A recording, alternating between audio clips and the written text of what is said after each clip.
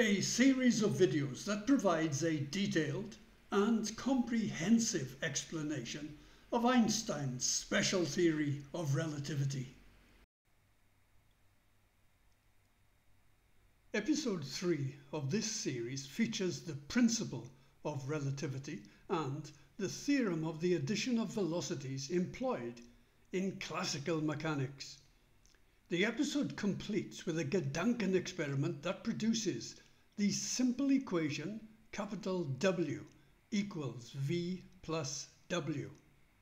Later in our explanation of the special theory of relativity, we will demonstrate how Einstein employed this simple equation to identify a possible incompatibility in the existing laws of classical mechanics. Before moving on to the subjects of this episode, it is worthwhile and very relevant if we recap Einstein's meticulous explanation and definition of principles that can be thought of as answering the query, what is special about the special theory of relativity? These are the cardinal principles Einstein has described so far in this series. Special relativity relates to systems moving with uniform motion, that is, moving in a straight line with equal velocity. Every description of events in space involves the use of a rigid body to which such events must be referred. Einstein shuns the vague word space, of which he says we cannot form the slightest conception. Instead, we must use the concept of motion relative to a rigid body of reference. The principle of inertia is an essential principle for special relativity. Richard Feynman explains the principle in this way. If an object is left alone, is not disturbed, it continues to move with a constant velocity in a straight line if it was originally moving, or it continues to stand still if it was just standing still.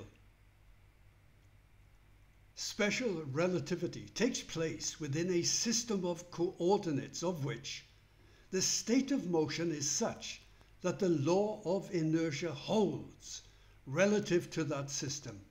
Such a system is called a Galilean system of coordinates. We now move to the first subject of this episode, the principle of relativity.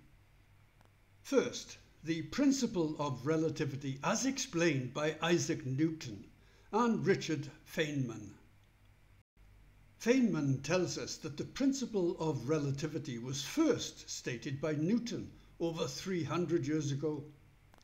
Newton stated that the motions of bodies included in a given space are the same among themselves whether that space is at rest or moves uniformly forwards in a right line without any circular motion.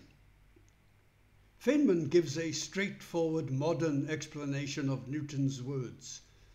This means, for example, that if a spaceship is drifting along at a uniform speed, all experiments performed in the spaceship and all the phenomena in the spaceship will appear the same as if the ship were not moving.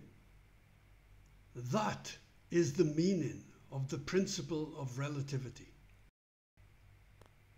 To provide an extra layer of relevance to the soon-to-be described Gedankenexperiments, we can paraphrase and say that if a train is moving along at a uniform speed, all experiments performed in the train and all the phenomena in the train will appear the same as if the train were not moving. We now turn to the principle of relativity as explained by Einstein. In order to attain the greatest possible clearness, Einstein asks us to participate in a Gedankenexperiment and to return to the example of a rigid body that is travelling with uniform motion, the train. The train is travelling with uniform motion relative to another rigid body, the embankment. Einstein asks us to imagine a raven flying through the air. It is flying in such a manner that its motion, as observed by a man on the embankment, is uniform and in a straight line. Now, if we were to observe the flying raven from the moving railway train, we should find that the motion of the raven would be one of different velocity and direction, but that it would still be uniform and in a straight line. All of which seems quite straightforward, but Einstein wishes to draw further conclusions related to the principle of relativity. He first adopts the convention of naming the coordinate systems k for the embankment and k1 for the train.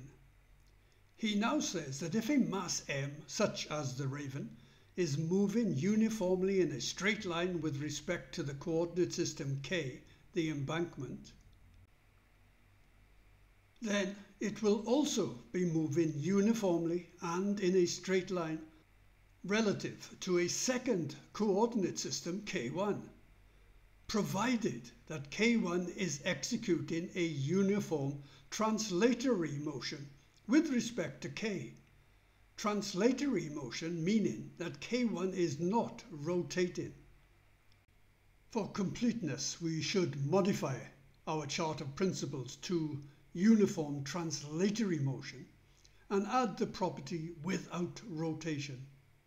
Having done so, we can now take the final meticulous steps in Einstein's clarification of the principle of relativity. He refers to the discussion featured in episode 2 of this series. He says it follows that if k is a Galilean coordinate system, then every other coordinate system is a Galilean one when, in relation to k, it is in the condition of uniform motion of translation.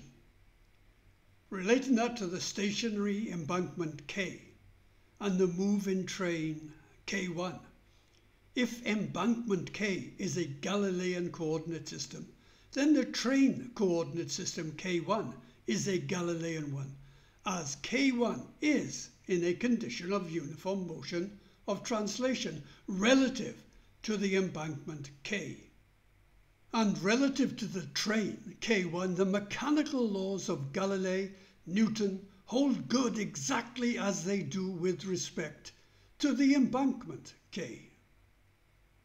We arrive at the very last step.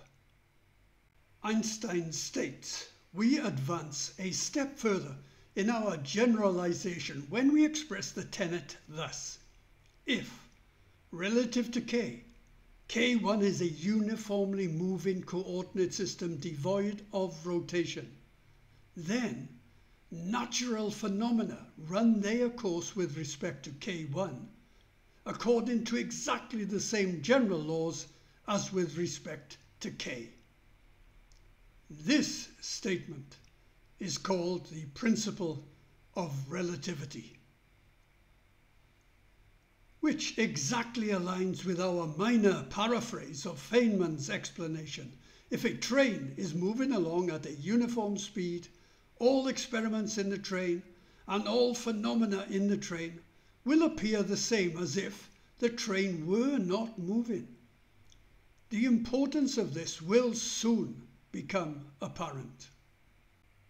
We have now covered the groundwork necessary to fully understand Einstein's next Gedankenexperiment, which will involve the theorem of the addition of velocities employed in classical mechanics. This thought experiment produces a quite simple equation that Einstein will use to identify a dilemma in classical mechanics. The solution to the dilemma will be the special theory of relativity. Einstein asks us to imagine a train pulling a railway carriage and travelling along the rails with a constant velocity v. He again adopts the convention of naming the train coordinate system k1 and the embankment coordinate system k. For clarity, the following conditions are in place. The train is moving with uniform translatory motion. The embankment is still. The train and the embankment are rigid bodies. The law of inertia applies. There is no external force that can change the velocity or direction of the train. Both k, the embankment, and k1, the train, are thus Galilean systems of coordinates. The principle of relativity says that the same general laws will apply to the train and to the embankment. With those conditions in place, clocks of identical constructions are placed on K and K1. It is a simple assumption of classical mechanics that if two clocks are located in different reference bodies, but are of identical construction, the clocks will record identical time durations.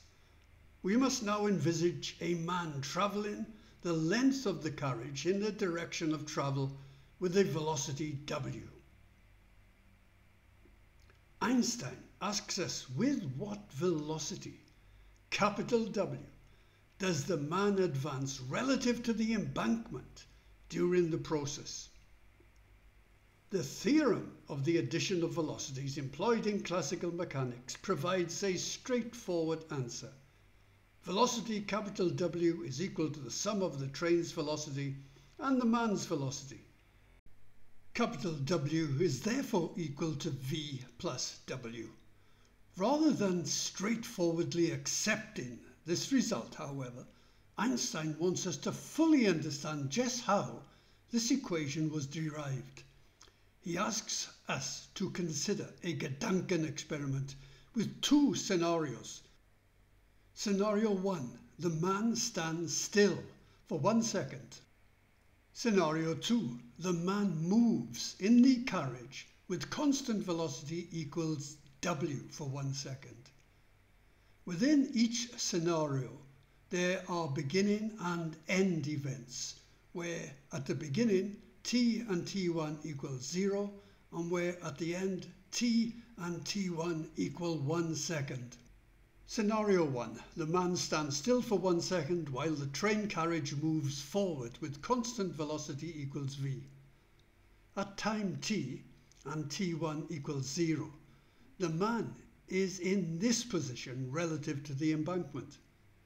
At time t and t1 equal 1 second, the man is in this position relative to the embankment.